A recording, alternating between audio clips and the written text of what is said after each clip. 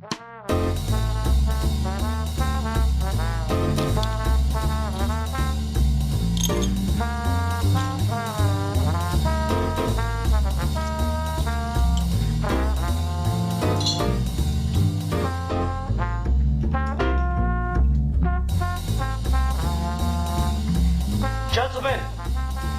the time has come once again to discuss things.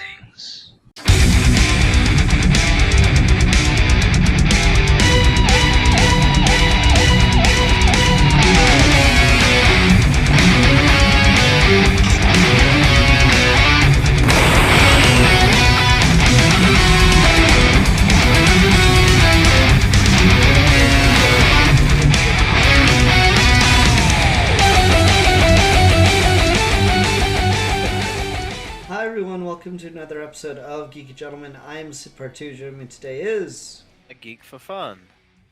And a geek for evil. And today we are here to discuss Homo Superior, the mutant race.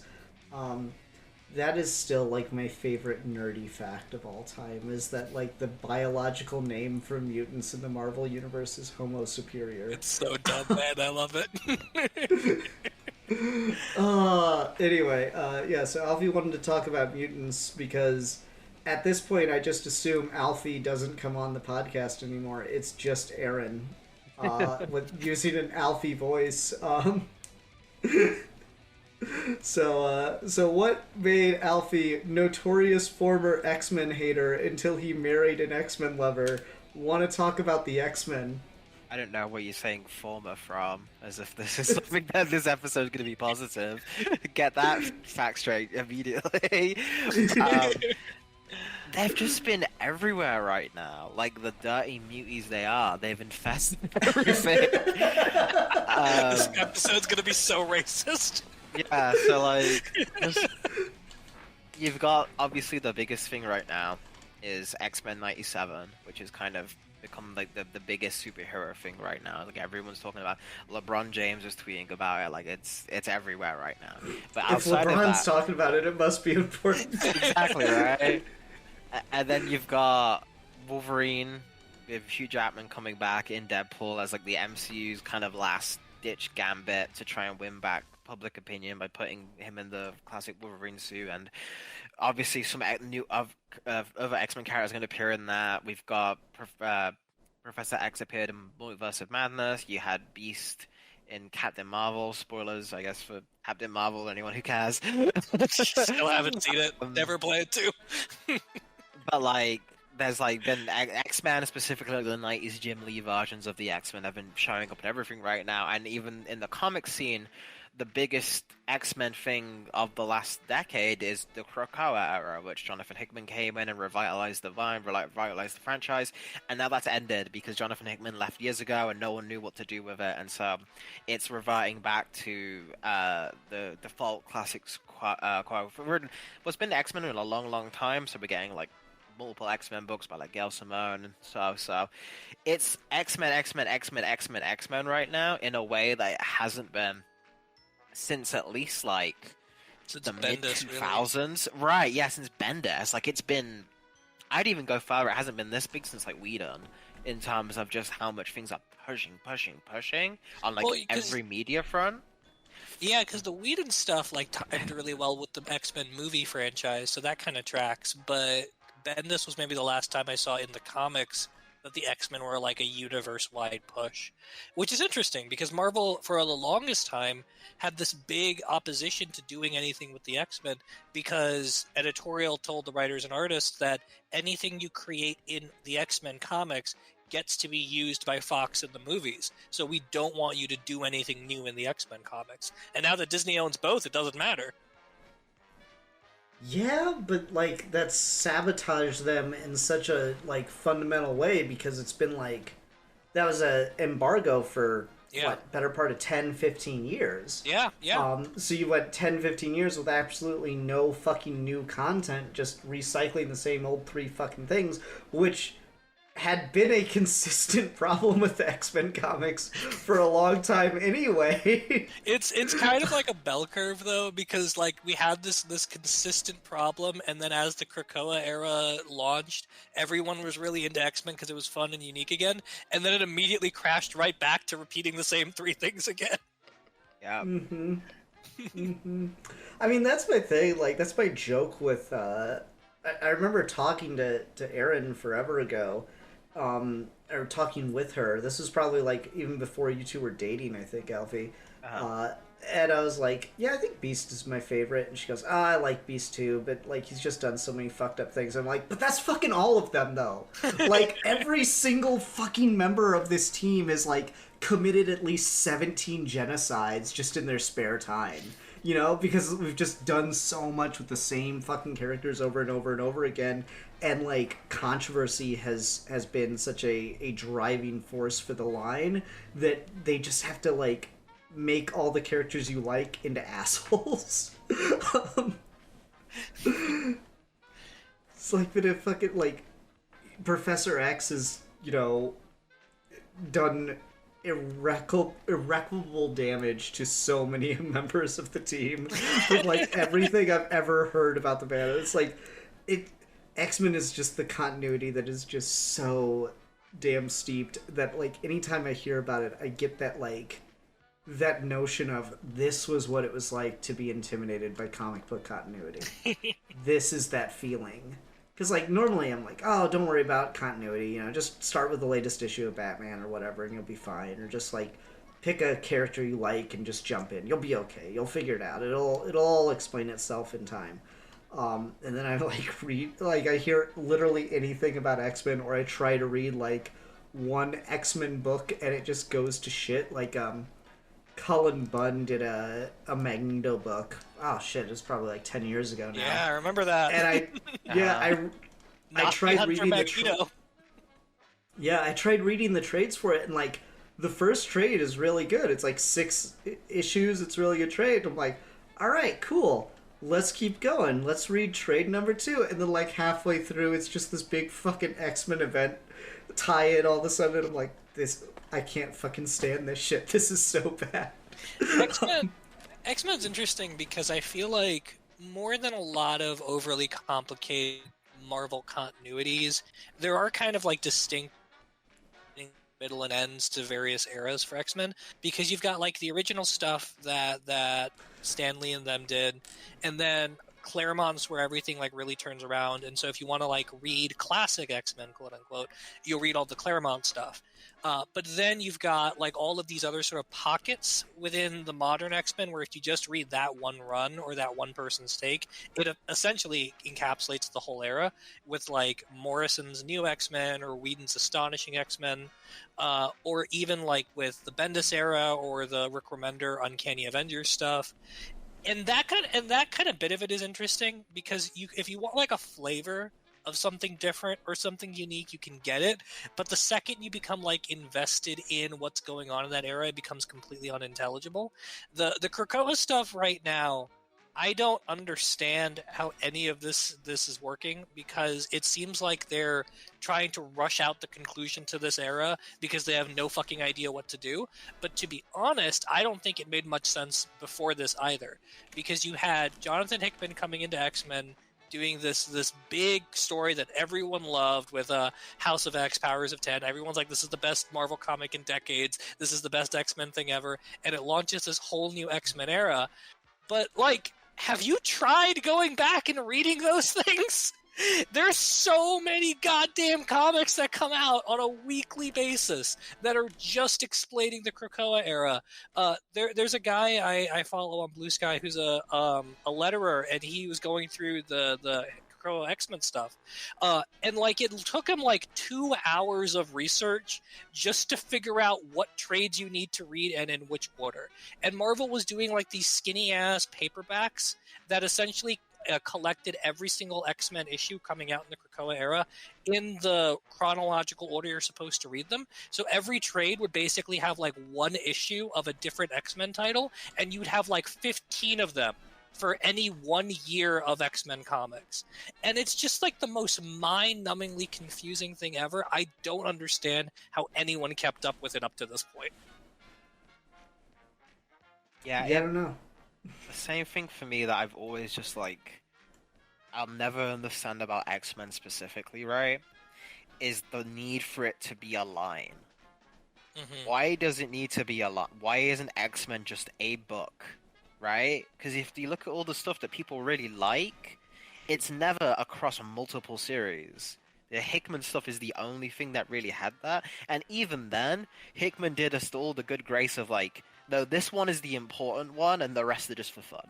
Like he was very clear about that in his pitch. He was like, if you just want to read X-Men, that's all you need for the important stuff. The rest is just like extra fun stuff if you want to see what Nightcrawler's up to or something, right? I'm fine with that, like if as a compromise, but like it would be like if you were doing like Dragon Ball, and like okay, but like the Beerus book is a separate book from the main Dragon Ball line. And it's like I know some people really want that because, and you can get that these days because you've had that for so long, but from Jump, if you started it and like everyone was in their own separate thing in a team setting, it doesn't make any sense to me. I was like, why would you sacrifice your own core titles like that when like Wolverine solo character, sure, that's always going to be a thing now, right? But Cyclops can't carry his own title. Like everybody knows this. Like just have the X-Men book. Like just do the X-Men book as a writer's take on X-Men, and you're kind of cutting yourself in the man because people like talk about how well it sells, right? How well X-Men sells. It still doesn't reach the heights of like Amazing Spider-Man or Batman.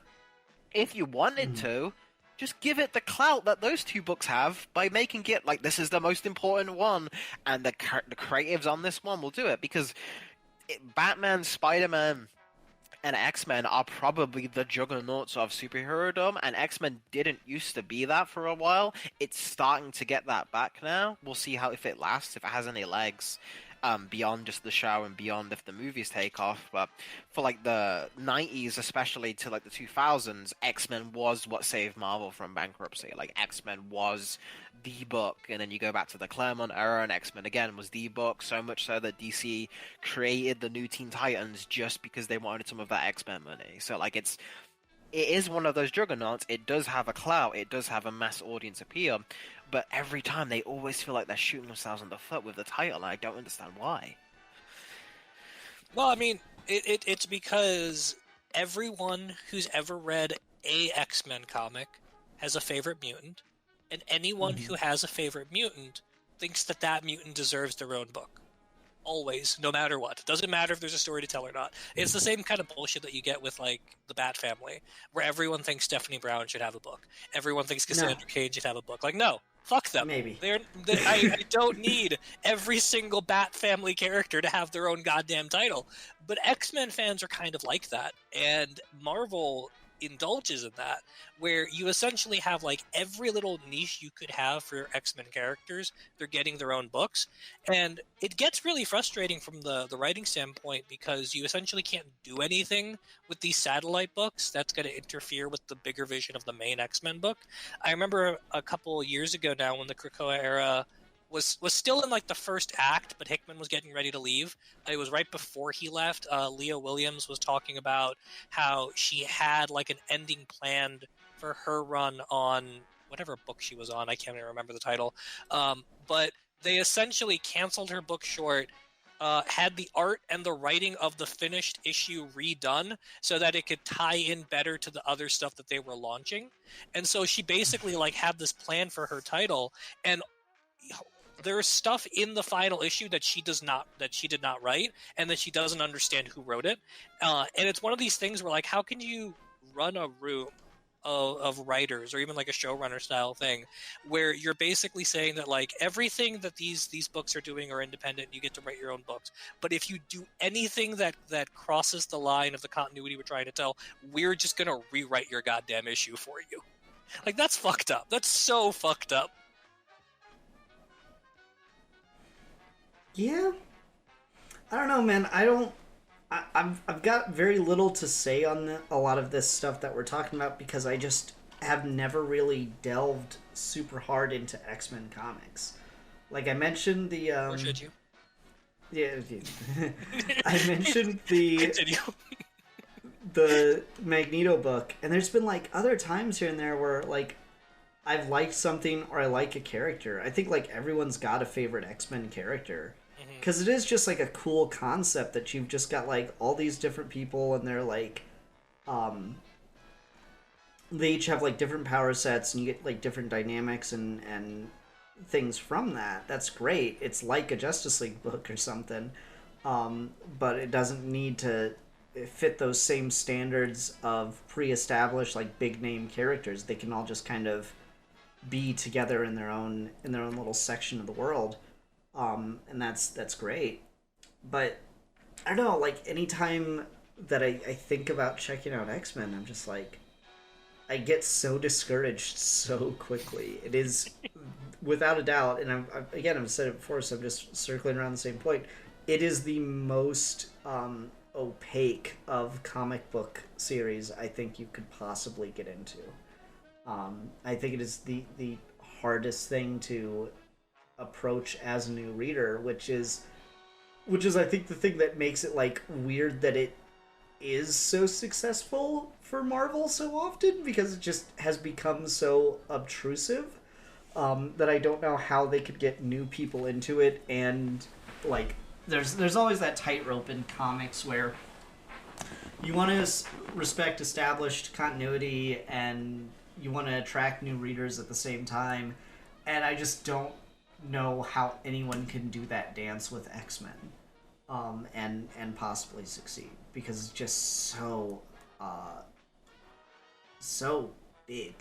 um, You gotta give props to Bendis when he did all new X-Men when that was happening, because when his series started, essentially what happened was the old Stanley era X-Men from the past got brought to the present. And I he is remember about that. Yeah. Yeah, and he essentially just like in continuity rebooted the X-Men so that he could just like work with a clean slate where like none of these characters had gone through all of the weird trauma that X-Men characters have gone through historically. And so they get confronted with the older versions of themselves and see what they turn into.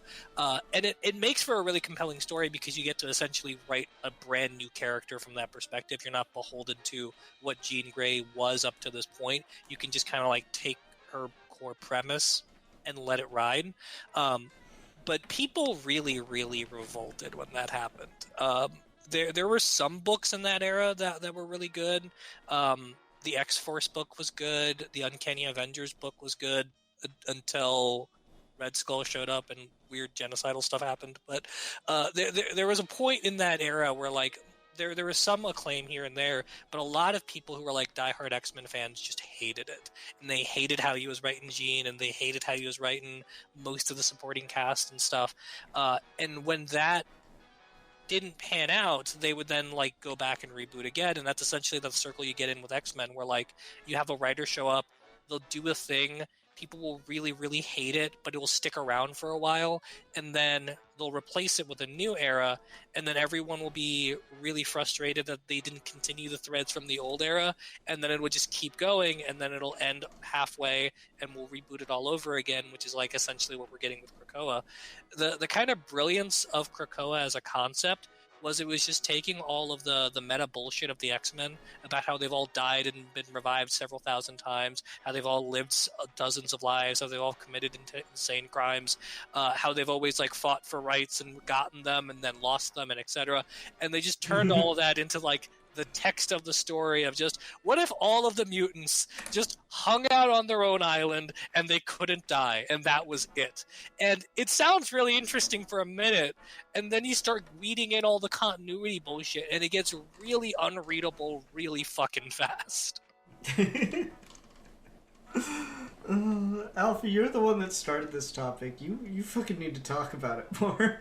Yeah, no, I was just going on a good direction there. I guess moving more away from the comic side of things, just in general, when we talk about X-Men as a concept, what is the first thing that comes to your mind? Is it one of the shows, one of the movies, is it the comics? Is it a specific character? Like, and do you think there is still value to be had in that, or are you of the opinion that, like, you know what, maybe this was something that kind of peaked, and we're kind of trying to bring this back now? It feels forced. Um, yeah, for me, the very first thing I think of when I think of X-Men, and this will probably piss some people off, I imagine, is the live action movies from the early 2000s. To a lesser extent, I think of like what those movies became as we moved into like the 2010s and we got like the First Class version of the universe, and the failed Wolverine reboots, and you got like Logan and Deadpool, and like I think about that stuff too, but I mainly think about those original three films, because you go from what, 99, or is it 2000? This is 2000, the first one. Yeah, so you go from 2000 to 2006, which is pretty rapid fire for a lot of for like a superhero trilogy in retrospect. And it's just the series of movies that's like very impactful and kind of introduces you to the world and all the characters in one go, and it's like I think it is kind of like the quintessential what works about X-Men, even if like the movies themselves aren't the most accurate depictions of the characters and events and yada yada yada. I don't really care about the accuracy things. I think it's just like this is the most like true to concept of what people enjoy about X-Men, in my mind, and I don't know, it's kind of hard to justify that outside of just personal experience because I fucking grew up with those movies. So it's a fucking weird thing. But yeah, if you're asking, that's the first thing that comes to mind for me with X-Men. Is that good? Probably not. I'd get worried if I asked someone like, what's the first thing that comes to mind for you with Batman? And they said like George Clooney. I'd probably get a little worried. Like, I'm not sure you have like a full perception of what exactly Batman is. You got a taste of it, I suppose, but not a full perception. But yeah, it's kind of what sticks. I mean, that those films are also like pretty heavily responsible for the superhero film phenomenon. Obviously, you got like Spider-Man and Blade, and everyone fights with everyone to like determine who really started the superhero blockbuster series. But I think X-Men are a big contender in that fight because they also did like I think they did the first sequels. I think we got X2 before Spider-Man 2, if I'm not mistaken. We did, Both of those. Yeah. I think both of those might have predated Blade 2, but I'm not sure about that. Blade 2 and Spider-Man 2 are both 2004, I'm pretty sure, and X2 is 2003. Yeah, so like if nothing else, it's the first one to make a franchise out of it. That's not Batman. Yeah, that's not Batman. Well, again, it's like the within that modern superhero film thing. It's kind of funny because it feels like we're splitting hairs. We're talking about a movie that came out in 2000 versus movies that and a movie series that ended in 97, but still those are like very distinct eras. No, I agree with you. I think when it comes to, and we'll get back to X-Men here in a sec, but I think with Superman and Batman in particular, we really do need to have like a sense of historical appreciation for the fact that the movie characters and the comic characters for both of those versions were being created simultaneously. There's a lot of stuff in Superman lore that comes from outside the comics just as much as it comes from the comics, and it's the same with Batman. So like I always just view Batman movie stuff as like its own thing. Batman is a movie character independent of being a comic book character, in a way that the 2000s boom of superhero movies are not. Those are specifically trying to capitalize on the popularity of the comics character and launching them into film franchises, which is something Stan Lee was trying to do for decades and decades. He was ready to sell his fucking grandma out to get X-Men money, which is why all the rights were so scattered for so long. But with the X-Men movies, because I was going to pick the X-Men movies too, so I'll pick something else. But with the X-Men movies, you really do get a lot of like the telltale comic book movie stuff out of those. That whole era of we can't do costumes, everyone's just wearing black leather, Mm-hmm. which became so ubiquitous, and now X-Men '97 made a joke about it, which is really fun. But then you also get like this is the first franchise that becomes a trilogy, and infamously, just like the Spider-Man trilogy, just like the Blade trilogy, basically any superhero trilogy, the third one fucking sucks and is irredeemably bad. You've also got like all of these sort of like iconic casting decisions that then in turn influence the comics, where after the X-Men started wearing black leather in the movies, they started wearing black leather in the comics. A lot of the stuff that you see in the movies and a lot of the actors and the characterizations make their way into the comics. When Bullseye was Colin Farrell in the Daredevil movie, Bullseye was just Colin Farrell in the Daredevil comics when Bendis was writing him. And I think a lot of that stuff you can attribute to X-Men more than you can even Spider-Man. Because I don't think the Spider-Man comics really ever paralleled the Raimi movies, unless Alfie could think of a different I example. mean, you got Ultimate for that, though. I don't think the Ultimate really does that either. No, what happened more so with the main comics is they did give Peter the organic webs when That's the right. Raimi That's right. movies I came forgot out. about that. Yeah. Otherwise, though, like Spider-Man was also kind of knee deep in continuity by that point, where you really couldn't do that. But Yeah, the that X-Men was are always so. kind of. They did time it so that when Spider-Man 3 came out, they gave him the back in black, so they could put Black Suit Spider-Man in the comics again, like very specifically. I remember that cover. That was part of the JMS run, right? Yeah, big time. It was just after Yeah. Civil War. Good times. Good times. We can definitely talk more about the movies. I was gonna go with X-Men Evolution. Is the first thing that comes to mind for This me. fucking show rocks my I socks. love that show, dude. It's so good.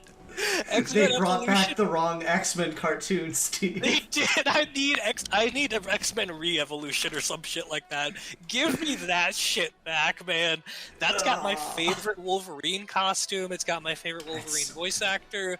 It's got my favorite take on a majority of the characters. It's got the coolest Magneto. It's got a great fucking theme song. It's got like this Buffy reference where they stereoscope the dancing scene in one episode of Buffy. There's just so much shit in that show that I love, and it's just like consummate teen drama bullshit. I love it. And the animation style just looks so much better. It does. too. It does. It still holds up, I think. It's been a while since I remember when I was a kid I watched some episodes here and there, but it's very faded for me, so I don't have any specific memories from it. But it is really cool that like we got a Harley Quinn and Marvel out of that in a way, where X-23 comes from that show, Yeah. and then we get Logan from that. And I she did became not know Wolverine. that. That's Yeah. really fucking funny. So there we go. Like that whole concept of Wolverine having a clone daughter comes specifically from that show. That's a really good episode too.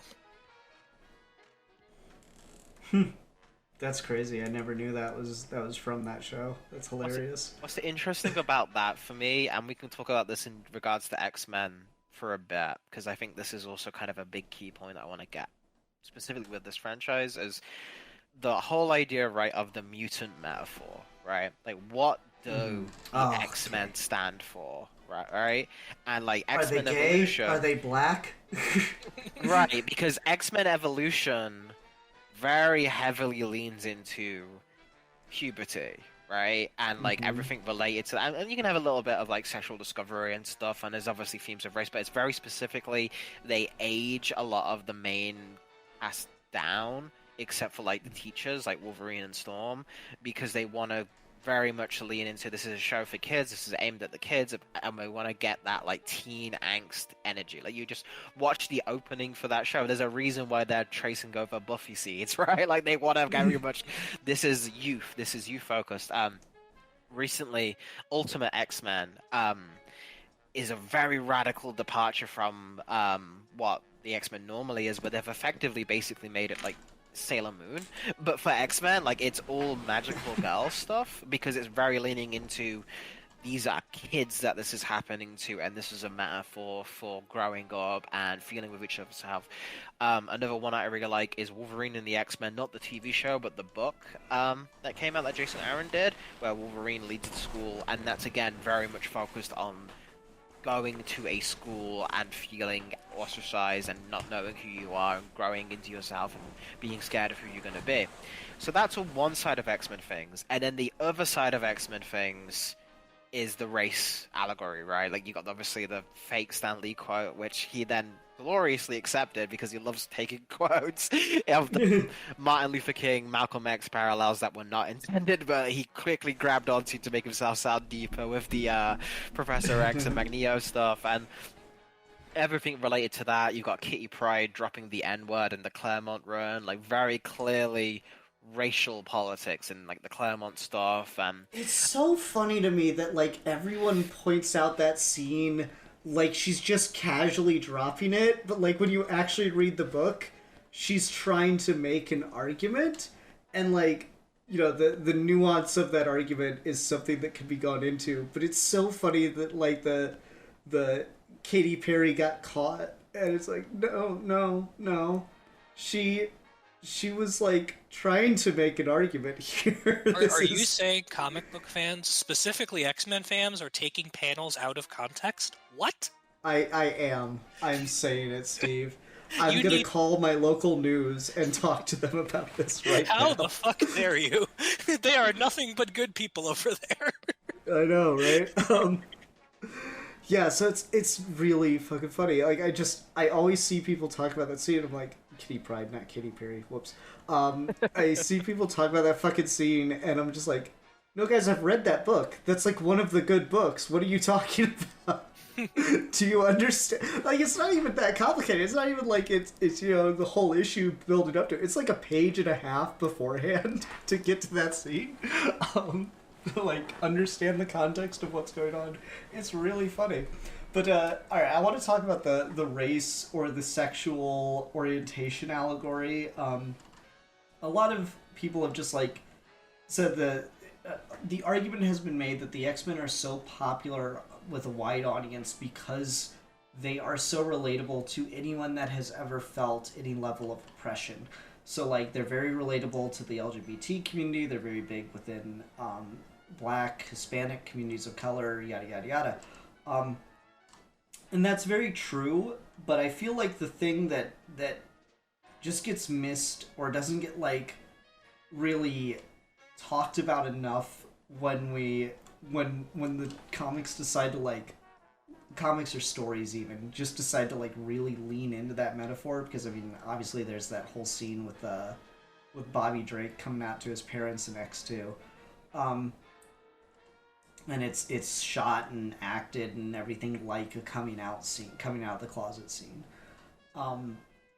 Is the metaphor doesn't work if you lean into it super hard, because like, the thing about oppression is it's bullshit and there's really no good reason for it, and like, people are literally suffering because of just willful ignorance and hatred. That's like why, you know, you have things like racism, things like homophobia. It is just, there's no real logic to it. There's no actual reason that people fear integrating with these different communities, these different elements of society, outside of just very selfish feelings of like worrying about getting phased out or becoming irrelevant, or going lower down on like a social ladder than they may already be. But when you give like the people on the other side of this thing, you try to take that dynamic and you give the oppressed community superpowers, where like, if this dude doesn't wear his glasses strap, he fucking like annihilates the side of a building, and worse powers. I'll just leave it at that.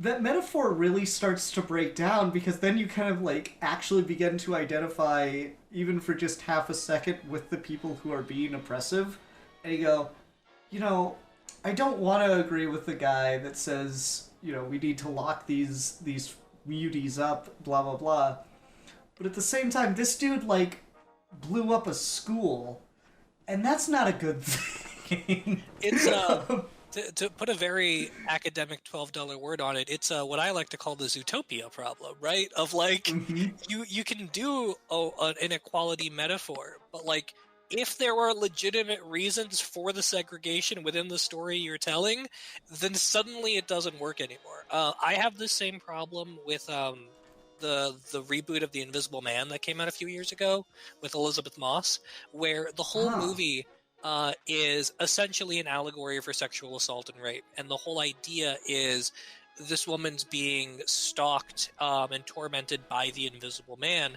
and no one believes her. And everyone refuses to just accept her word for it, despite the very clear emotional damage that she's exhibiting. Here's the thing.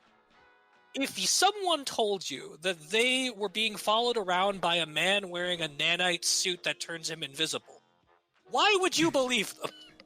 It does not work. You could be the best ally ever, but the second this person says nanites and suit, it loses a lot of credibility.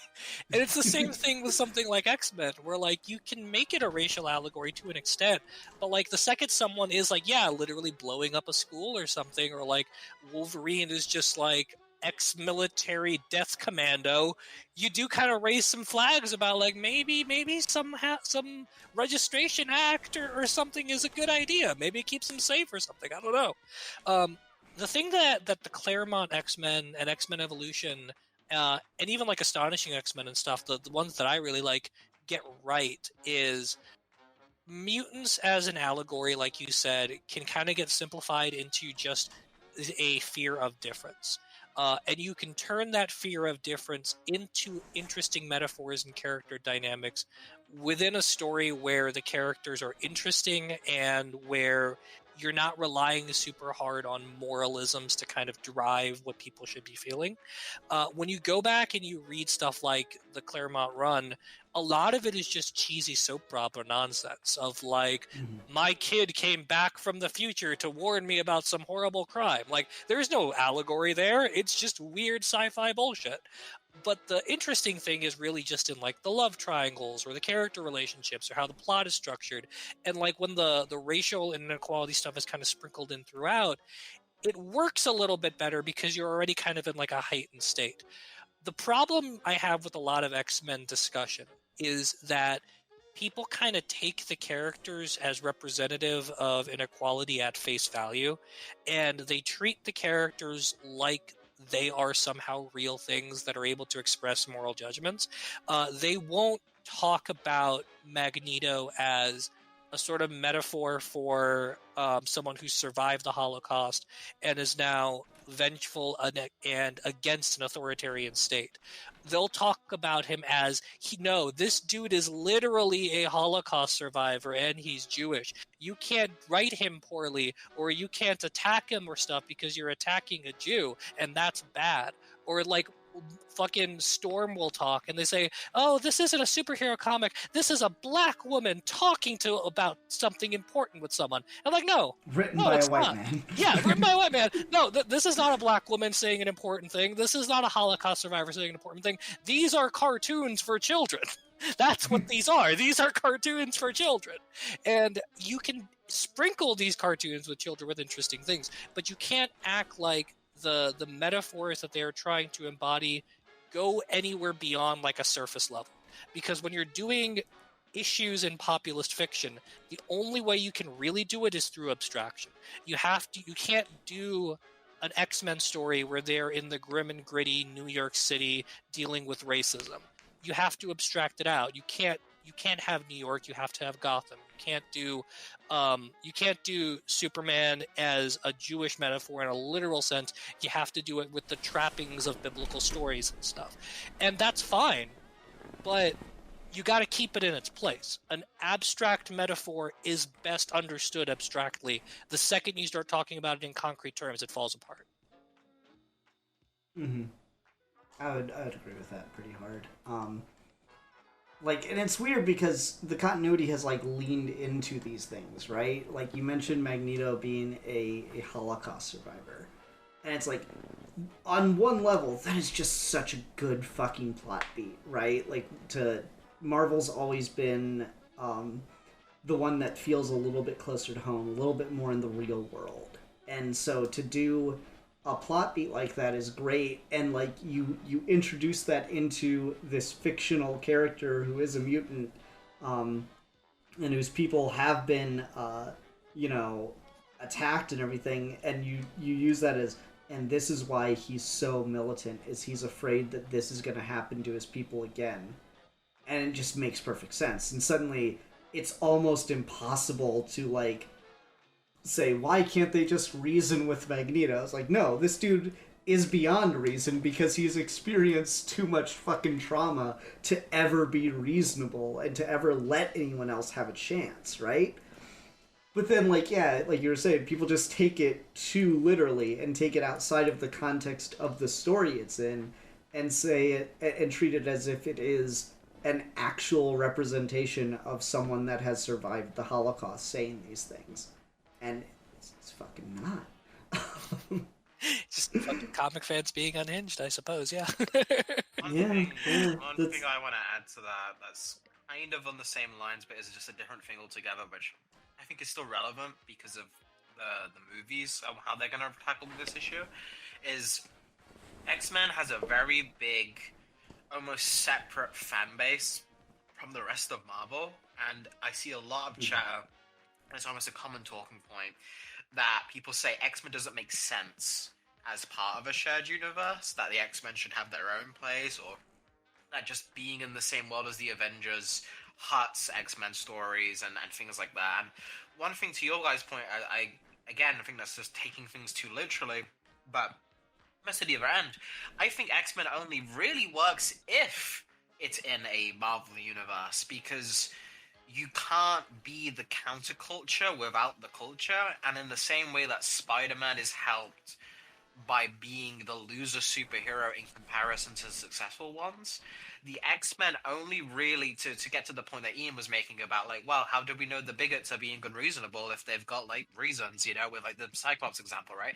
It feels a lot more true to home when the Fantastic Four and the Avengers are praised while the X-Men are persecuted, and then they call that out of like, well, hang on a fucking minute.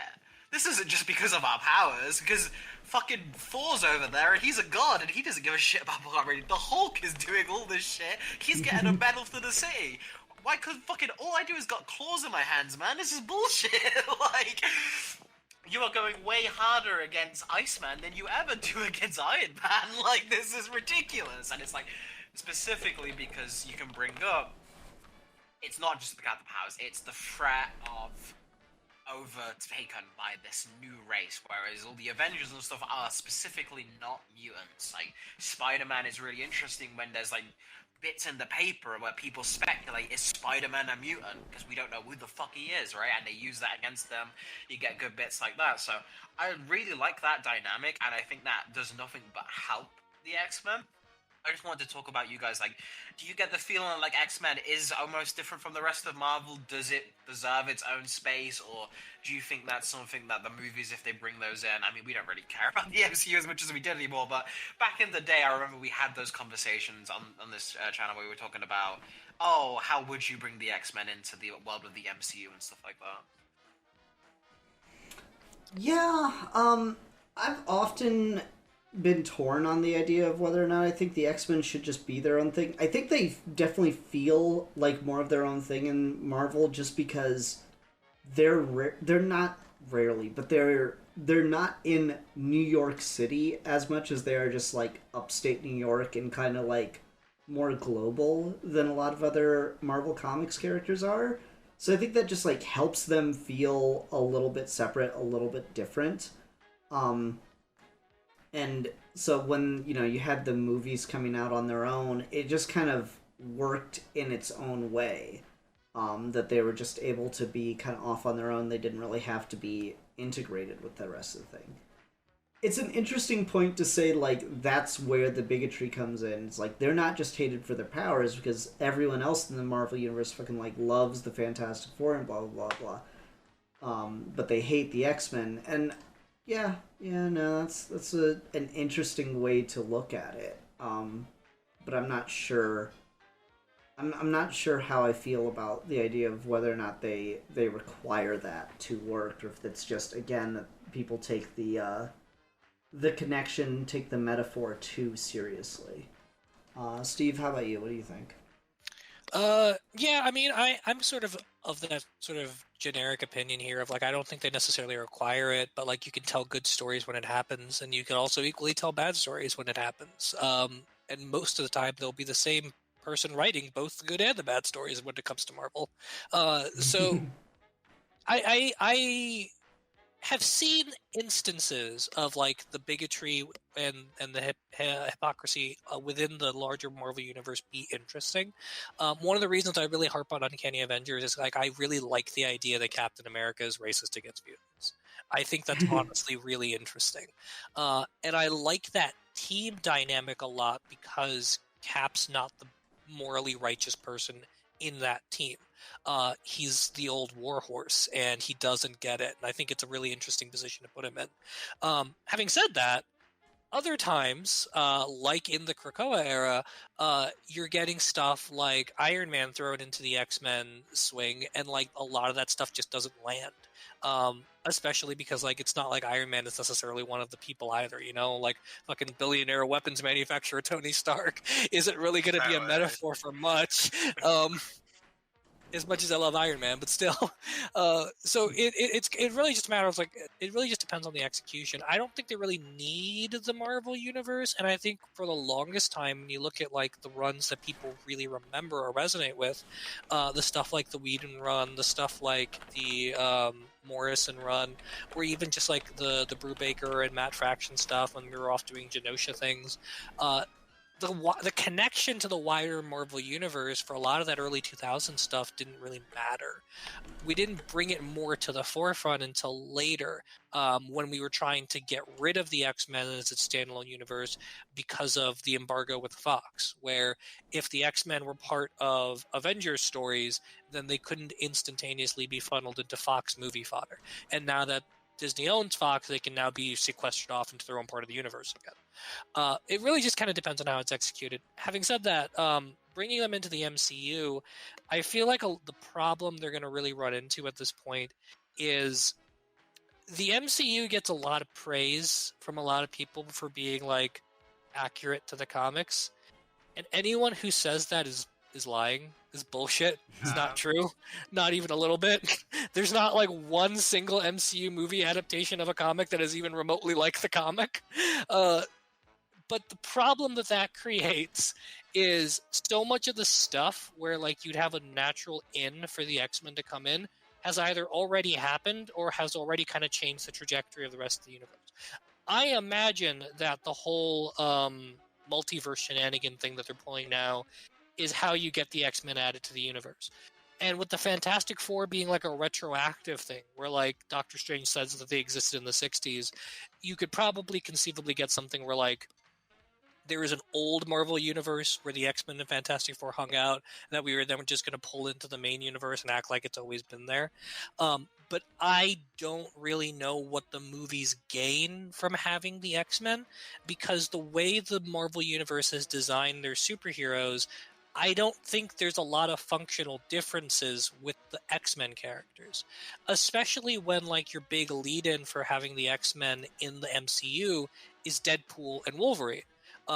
Where Deadpool fans, a lot like X-Men fans, are just their own breed. You don't have to be an X-Men mutant guy to like Deadpool. You just have to be a 14-year-old.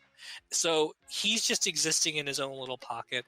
And it's the same with Wolverine. You don't have to be an X-Men fan to like Wolverine either. Wolverine wasn't even on the original X-Men. Fucking Stan Lee didn't know who Wolverine was when he first came out. So Wolverine just got his own little faction anyway. So you use Wolverine and Deadpool, the two most far removed X-Men characters, to bridge the X-Men into your universe. And I just don't understand what you're going to do with them that's going to make them feel meaningfully different to where mutants and the MCU need to coexist when you're basing it on two characters that don't even really have to be mutants because it doesn't matter for them. The idea that the most popular mutant characters don't even really need to be part of the mutant X-Men lineup is really, really fucking funny. My favorite thing about Wolverine at the end of the day is like Wolverine's got a film trilogy where none of the movies are in canon with each other, and like if that I doesn't love tell you, that so it's much. great. If that doesn't tell you everything you need to know about Wolverine's connection to the X-Men, I don't know what will. It doesn't fucking matter, is what it is. I still scratch my head so fucking hard trying to figure out what the hell the Wolverine trilogy is. Bro, It's such a fucking nightmare. just like binge those three together and be like, what happened here? You think they'll ever sell a box set of the Wolverine trilogy? I want it. Oh my god. Wait, sorry. One more thing. This is a side tangent, then I'll let Alfie talk. I'm sorry. I was at Barnes & Noble a couple months ago, and I went to their DVD section, and they had a box set of Halloween movies. Except the box set that they had was really strange, because there is a trilogy of movies, which is Halloween 4, 5, and 6. And then there's a reboot of them that happens after, which is Halloween 7. The box set included the last two movies of the trilogy and then the reboot afterwards. So the three movies in the box set were not even in canon with each other. And I almost bought it on principle because I'm like, you know what? This is a good souvenir. Anyway, sorry, continue. I was just gonna say, no, that makes complete sense. And again, it's one of those things where the franchise has been so sporadic, and it's the only really Marvel thing that from like the Stan Lee days where like they didn't really have it figured out, and it took a lot of like overtime getting added onto it to the point where, again, like you say, Wolverine came in really late, and even when he did come in, they hadn't quite figured out what they had on their hands until you start getting deeper into the Claremont run, and it's like, oh wait, no, this guy is like the coolest dude ever. We accidentally realized we had this dude the whole time. Like, it takes a while with X-Men for stuff to like work out. If you look at Morrison's pitch document for like new X-Men, it's really interesting when they break down like, this is what works about X-Men, this is what doesn't work about X-Men, etc., etc. There's a lot of stuff with that. I get really, really interested in. Outside of just where to go from there, I guess just closing thoughts.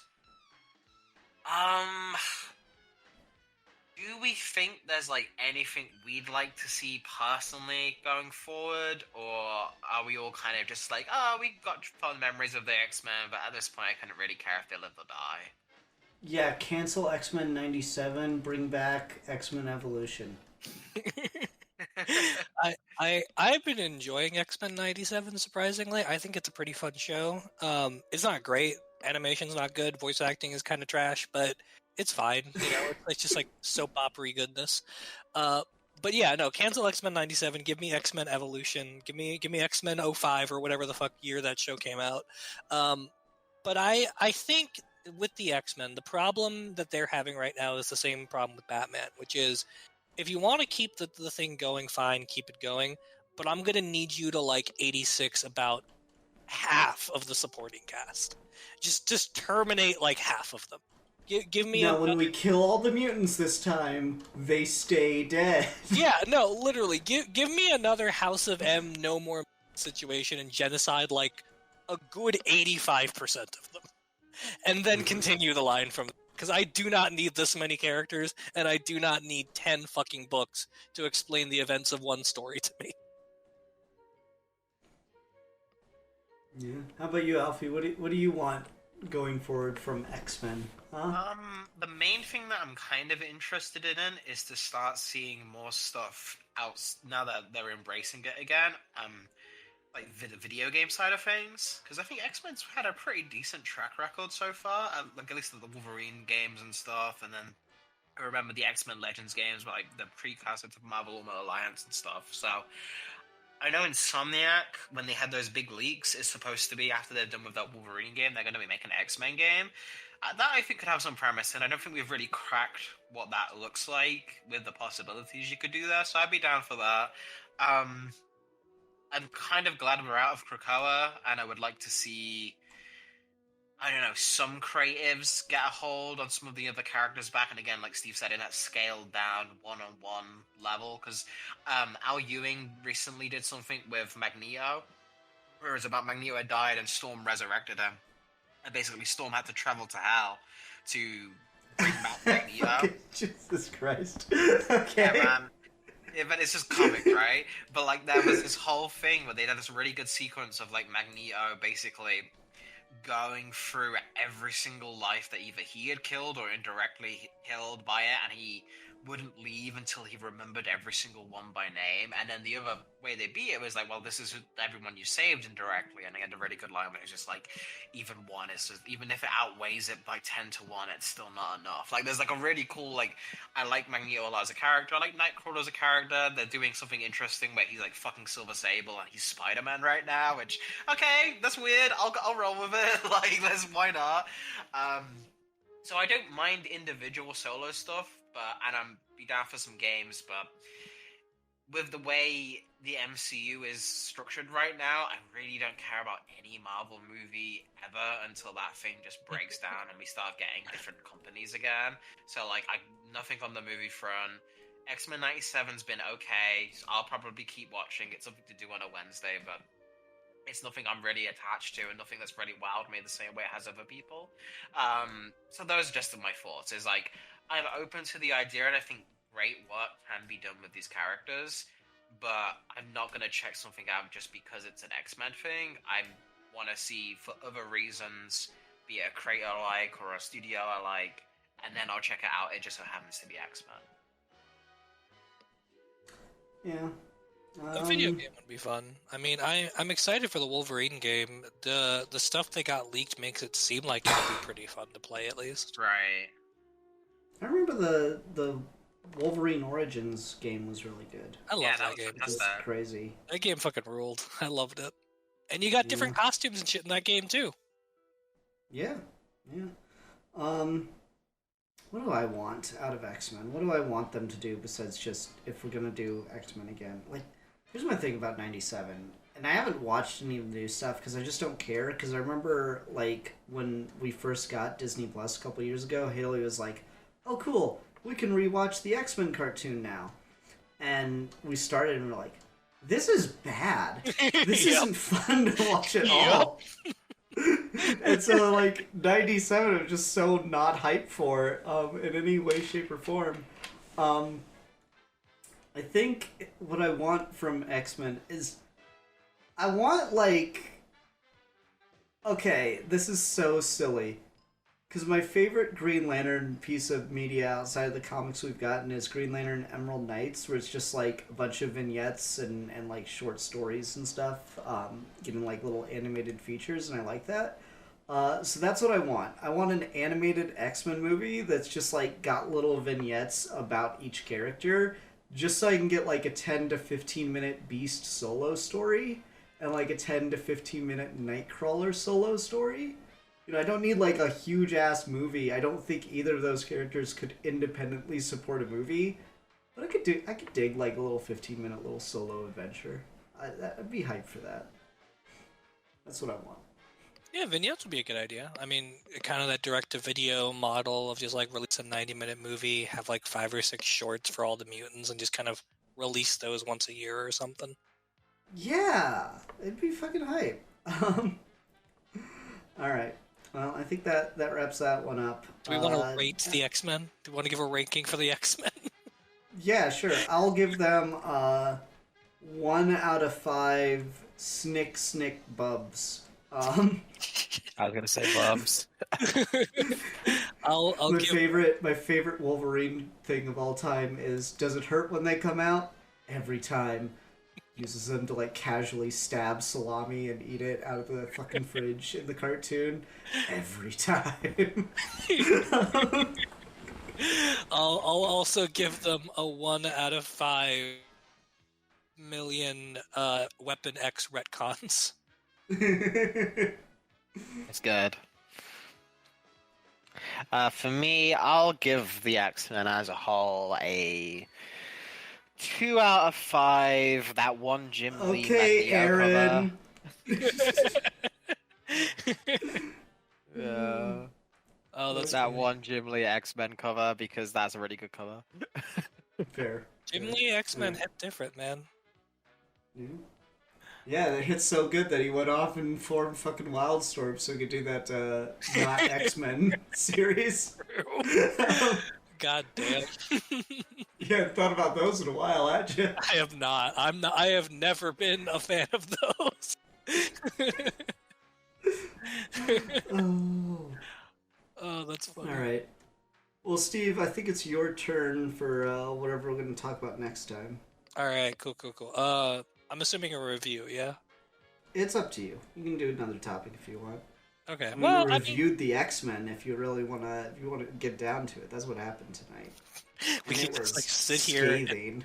spend a whole month just doing X-Men month and talk about every God, no. conceivable X-Men story imaginable. No, I hate that. Don't do that to me.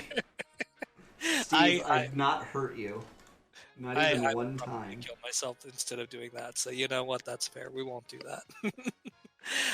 Okay. Let's do a review. The nice thing about Geeky Gentlemen is that I get to subject people to things I really like, but other times it's just a way for me to get off my ass and finally watch something by forcing all of us to watch and talk about it.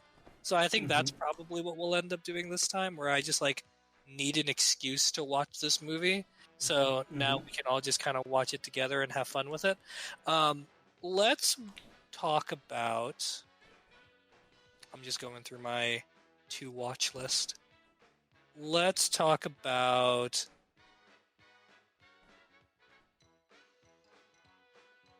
RoboCop. Let's do that. Oh, yeah. Fuck yeah. I'm excited to go back Let's to fucking RoboCop. talk about RoboCop. It's been a minute since I've seen this movie. And the sickest theme song out of anyone. RoboCop's theme song slaps so fucking hard. I'm excited just to talk about it just for that. The whole fucking movie, the fact that his thigh is his holster, it's so fucking sick. I love it. Yeah. I love it. And RoboCop. I'm down. Let's do All it. Good time. Everyone, thank you so much for watching. Until next time, I'm the Philosopher. I am the champion of the oppressed. And I am the one oppressing them. And we are your Geeky Gentlemen, and we will be discussing things. Scott, I swear to God, if you do not buy a fucking glasses strap, I'm going to beat your ass. Man just needs goggles. What the hell?